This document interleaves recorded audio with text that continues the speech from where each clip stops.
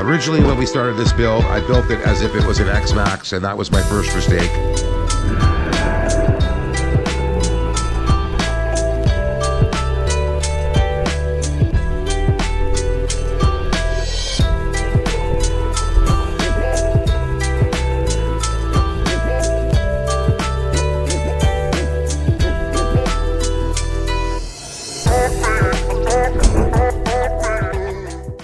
Guys, we're finally back in action. Our 20-tooth pinion showed up for the XRT.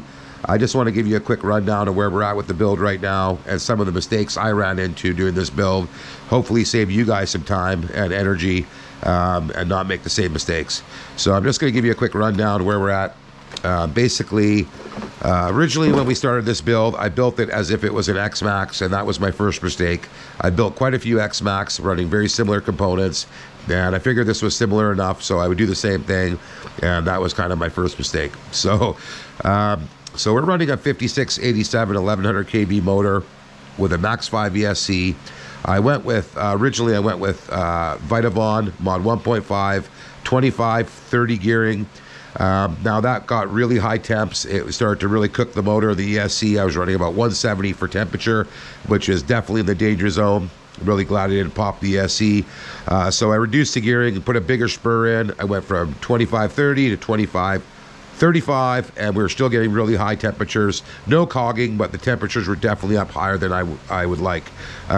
So I figured I'd order up a 20-tooth pinion and a 20-tooth pinion and run it with the 35 spur. That has solved our heating issues. Took it for a good shakedown last night in the parking lot, and our heat is back to normal around the 100-degree range. You know, and I ran it for about 20 minutes, so I think we're good for that. We're also running Mountzilla M2C motor mount with custom end bell supports that I fabbed up. Now they sell some stackable end bell supports. It was easy enough to make some out of aluminum.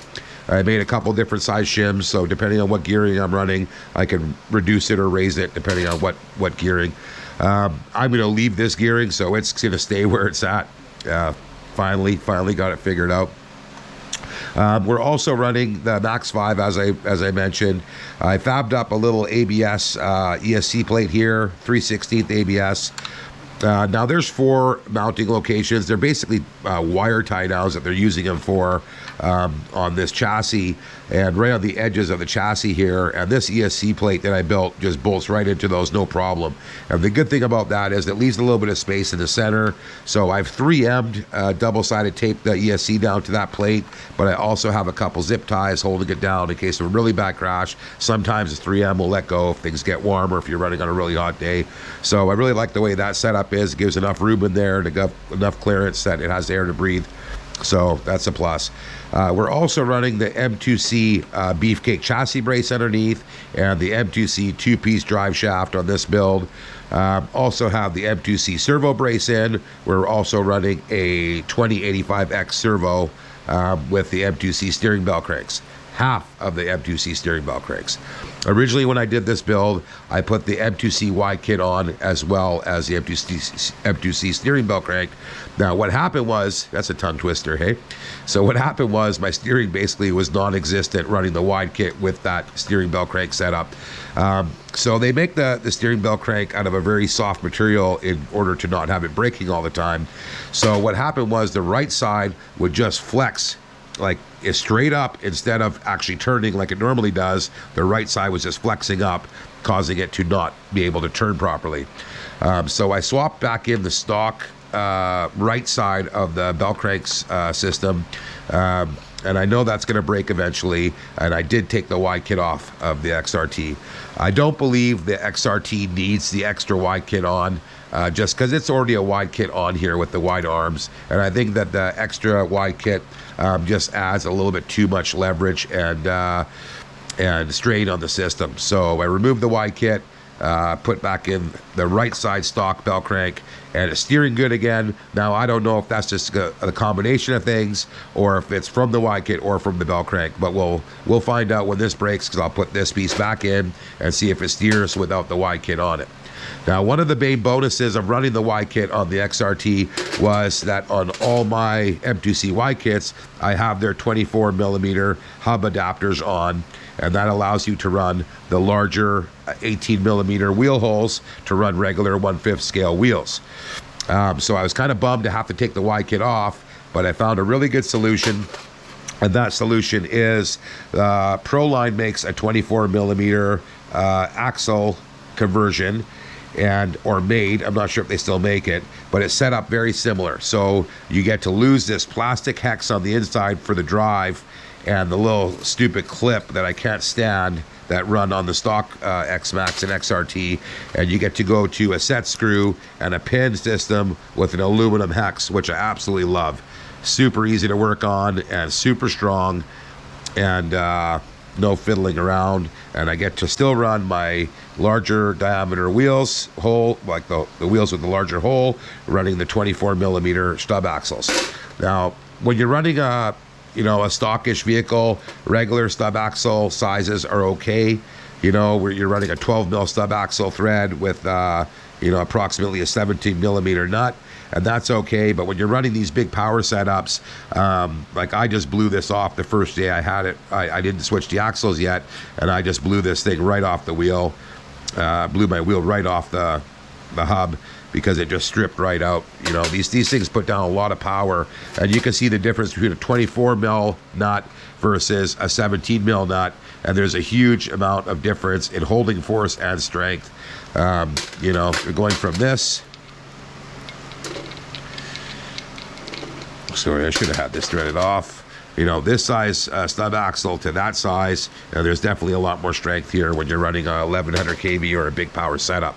So we swapped those out. We got our steering back. We're still running the M2C bell crank on the left-hand side. Until this breaks, we'll run it stock. As soon as that breaks, I'm going to swap this one back in and see if it steers again. And, time will tell. We'll probably find out today because we're going to go jump this thing today pretty good.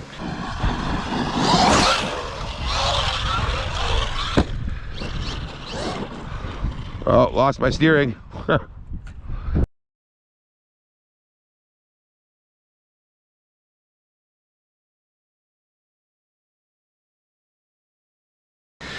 We're also running aluminum diff covers front and rear.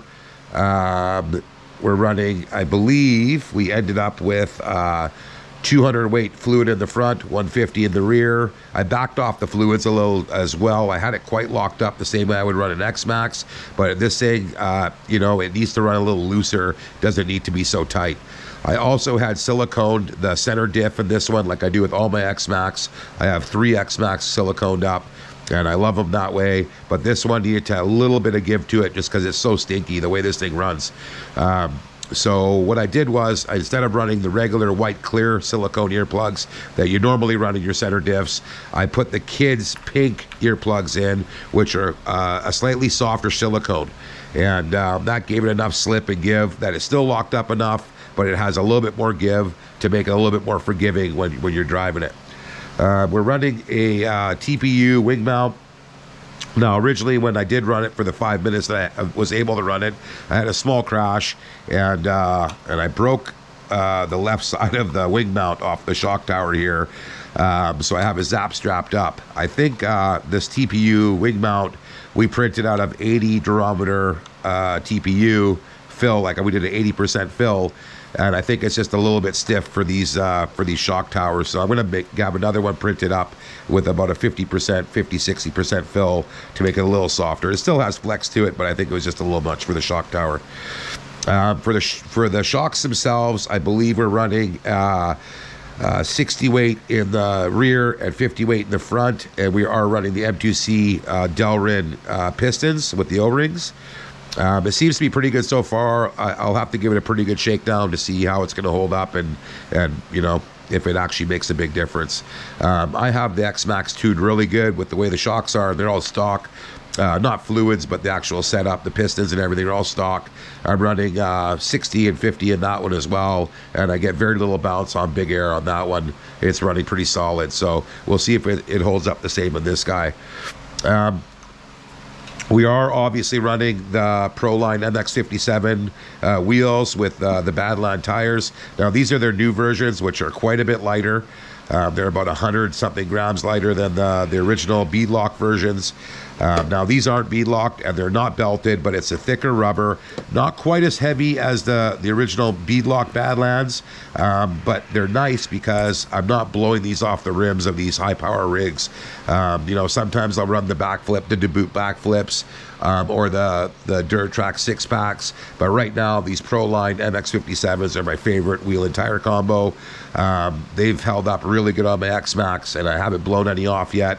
Obviously, with the glued tire, you want to make sure your beads are glued the night before you go out. Just make sure they're glued up, and then you shouldn't have too many problems. I always have spares with me anyways, just in case, but I was shredding through tires using the softer tires with this setup. You know, I ran it like in 4 or 5 minute intervals the first day we had it out, getting everything dialed in, and it was ripping tires. As you can see here, I ripped through a couple of the boots. I blew one 6-pack belted tire off. Just the fluids were really locked up, and it was just so crazy with that gearing that I had in there, that I think that we're in a good place right now. Ripping in the parking lot last night, it felt pretty controllable and comfortable. So we're also running hot racing tie bar supports in underneath the skid plates here, because I know that's another weak point on the XRT. You know, I wanted the Vitavon ones, but I couldn't get them in time. So Hot Racing does pretty good stuff. We have a Hot Racing spur drive cover. They've been pretty good with where all the components that I've run from them. So we went with the Hot Racing tie bar mounts. We'll see how those hold up. And, you know, today we'll have a good chance to give it a good shakedown. Another thing, guys, like when you're running these rigs, a good idea is to, you know, give them a good spray down with some Mo 94 the day before you go out. I know you guys know of this. You don't have to use Mo 94. You could use WD-40 or any penetrating oil, but it really helps soften up the plastic and prevents it from cracking. You know, and it, you know, add some durability to the plastic, so or flexibility to the plastic. So I like to give it a good spray down the night before. What will happen is the plastic will soak in the oil, and then you just wipe off anything that's left over. It'll make it easier to clean, keeps things clean so you can see where any breaks are, and it also makes the plastic much more flexible. Now on this bell crank support in the front here, these are hollow on the XRT, and I filled these up with industrial construction hot glue just to give us a little bit more strength, because I know guys are snapping this this section right here, and hopefully the hot glue gives us a little bit more strength, and we prevent some breakages. I know we're going to break some of those, but hopefully we break fewer and lesser of them with that modification. Last but not least, we have had the BC Hobbies print me up some X-Maxx gear covers. We're running in a pretty sandy, rocky conditions at the gravel pit where we're running, so I want to keep some of that stuff out of the gearbox. So they printed me up a couple of these X-Maxx gear covers. Now these are mod 1.5 gear covers that were meant for the WFO motor mount. They're quite a bit higher than this normally. They're sit about this high. So what I had to do, because the XRT body is really low slung, it sits really low to the chassis, I have to chop the top of this one off and just glue on a little bit of Kydex up top here. I sealed it up with a little bit of this one-sided hobby foam. If you guys don't have any of this stuff, I definitely recommend you get some. It's super handy. It's just got a sticky side on one side. It's thin. You know, it's about a 16th thick, and you can stack it and, you know, do all kinds of stuff with it. I use it on all my builds. I have it underneath the ESC plate here just to give it a little bit of dampening on those hard impacts. And anyways, it seals up this diff cover really nicely after I've chopped it down, and it fits now with the body. Fits nice and snug on there. It'll keep some of that shit out of the gearbox, which will be nice. So yeah, stay tuned. We're gonna get this thing out today, give it a good shakedown, and yeah, see what the XTR is all about. XRT, I always get that mixed up. I have an XCR, I have a few of them, so I keep getting it mixed up with the XRT. So anyways, we'll see what this thing's all about, see how it compares to the Xmaxx in a fair shakedown now that I can finally get it running without overheating. And you know, I have the exact same setup on this Xmaxx right here, 5687 1100 kV motor, Max 5 ESC. I am running 25-30 gearing in this one, no heating issues at all. So there's definitely some kind of difference in the drivetrain on this guy. We run drive cups on all of these things as well, so you don't blow out your drive cups. I have them on the XRT and the X-Maxx, on all my X-Maxx. One last thing, or maybe there's a couple more last things, but the CV drive shafts and the XRT bend like spaghetti. On the couple jumps that I've had with them, I built the CV shaft was like this when I got home, and I like basically only jumped it a few times before it overheated. So I went and ordered some 7mm CV drive shafts, and you can see the difference. This one's, I believe, around 5mm. This one's 7mm. I haven't swapped them in yet, but with the extra width of these arms, I think that I might need to run these guys just because they bend really, really easy. I haven't swapped them in just yet because I don't know if I'm going to start blowing drive cups and differentials running these heavy duty shafts. But if it becomes an issue, I'm going to swap these in and see how they run. And I will get back to you on the report on that to see if it's a yes or a no mod to do. I think that just about covers it, you guys, for this build. I can't really think of much else. So we're going to get out there, we're going to jump this thing today, and I'll let you know how it runs compared to the X-Maxx. I think the X-Maxx is going to be a stronger truck overall, but this is still a fun platform, and I think it's worth giving a look at. I don't know if it's quite worth upgrading or if it's an upgrade from an X-Maxx. Time will tell. I think you're going to break more of some shit on this truck, and it's just going to be different stuff you're breaking. You might not break chassis the same way, but I don't break too many chassis in the X-Maxx, and I send the shit out of that thing. You know, we do some pretty big air. I've only cracked one chassis, and it didn't even completely break. It was just a crack in the back here. So we'll see if it's an advantage to have a lower slung flat belly X-Maxx, because they're both about the same width. You know, I love the M2CY kit on the regular X-Maxx, but I don't think it's a do on the XRT just because it's already wide. So they handle similar, like, you know, once you're running the Y kit on the X-Maxx, they're fairly similar. And this one's a little bit lower. So the main difference in handling and driving is somewhere in the drive line. This thing's a little bit more stinky, and then you have the flat belly pan on here. How much of a difference that makes in the real world, I don't know. Usually I'm on rough terrain, so it's nice having the ground clearance of the X-Maxx. Right now, that is my favorite truck. This Hulk build with that 1100 kV in the Nux 5, that thing sends all day long. I trust it. It's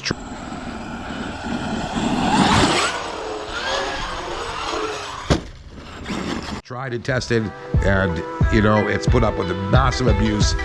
And we'll see if the XRT can do the same thing, you know. So I'll report back over at the gravel pit. Timisupercrash, we'll see you out there. Peace out.